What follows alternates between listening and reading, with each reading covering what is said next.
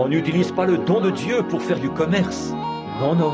Il aurait pu me dire où il se trouvait, mais je n'en ai pas besoin. Je n'aurais même pas assez de foi pour le lui demander. Voyez, si j'en avais besoin, je crois que si je le lui demandais, il me le dirait.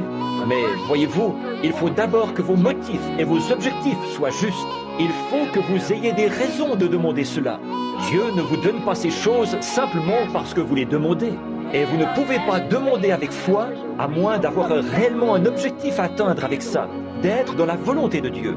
Voyez-vous, si vous voulez être en bonne santé, pourquoi voulez-vous être en bonne santé? Voyez-vous, si vous voulez être guéri, pour quelle raison voulez-vous être guéri? Qu'est-ce que vous dites à Dieu? Qu'est-ce que vous voulez faire de votre vie une fois que vous serez guéri? Voyez-vous, il faut que vous ayez un motif et un objectif, et il faut qu'il soit juste, en accord avec la volonté de Dieu.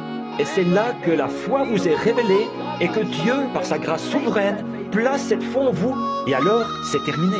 Voyez, maintenant, maintenant, pour montrer que cette parole était vraie, quand les frères sont allés là-bas, un homme y est allé, il a acheté un tas de choses, et il a vendu des contrats, et il a trompé l'autre de cette façon.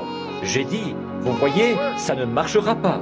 Or, juste pour confirmer la prophétie, à une centaine de verges de l'endroit où ces hommes foraient leur puits, un autre homme a découvert le puits jaillissant.